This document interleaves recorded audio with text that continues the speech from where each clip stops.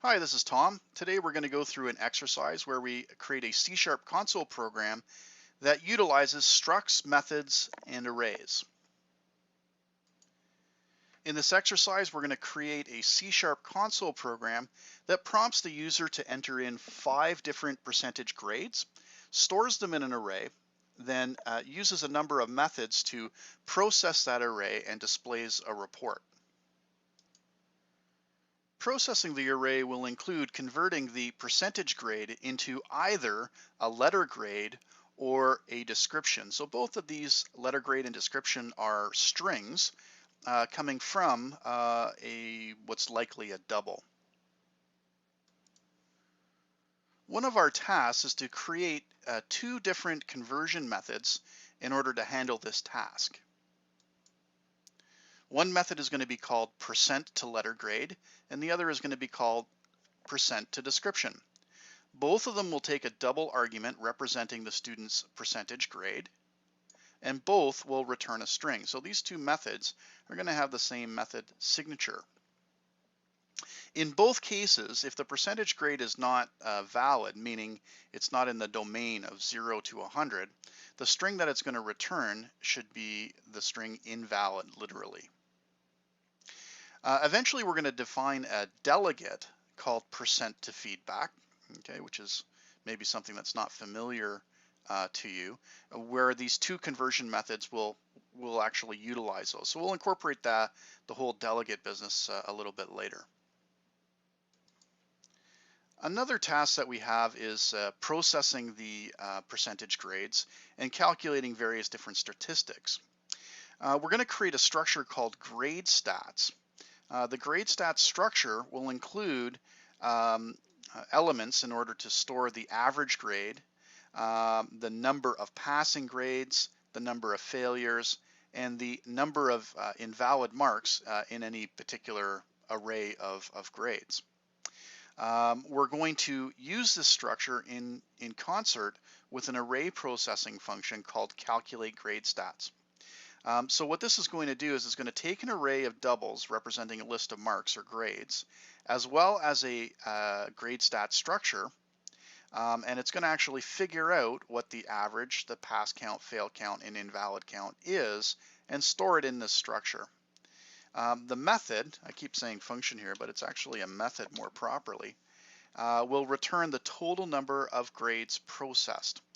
Okay, so it's calculating a number of different things, using the structure to get back the stats, and then using the return mechanism to return the number of grades. We'll also create an output method called show grade report that's going to take an array of doubles representing the marks, as well as the delegate, a variable of this delegate. And I'll get more into that a little bit later on. But essentially what this function is going to do is it's going to call the grade stats processing function to do all the processing, and then output each of the marks based on whichever way we want to show the feedback, either as a letter grade or as a descriptive word. It'll then show an overall count, average, number of passes, number of fails, and number of invalids. That's the stuff that was we calculated using the grade stats function or method. So we'll have a quick look at the output that this method is supposed to give us. So you can see there's our input phase, but this is the results of that output function. You can see the individual grades and how they were converted, as well as the statistics. In this case, it's the same report, but you'll notice that it's converting it into that descriptive word instead. Finally, what we'll do is we'll write the main method to piece this all together. So in main, we'll actually create the array of 5 doubles to store the grades. We'll declare a delegate variable to either store percent to feedback or percent to letter method. Okay, so again, that might be less familiar to you. We'll use an input loop to gather all 5 grades.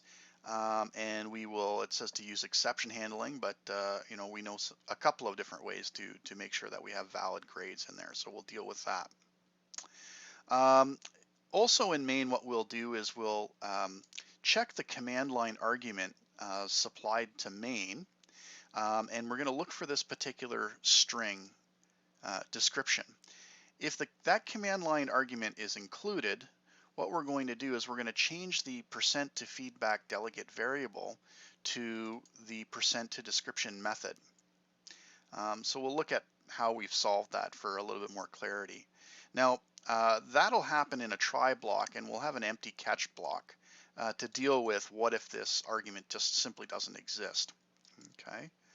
And then once we have done that, we'll call our show grade report method. We'll pass the array and the percent to feedback variable, and this should basically sum up our program. So that's a little bit of an overview of where we're going with this structs, methods, and arrays exercise.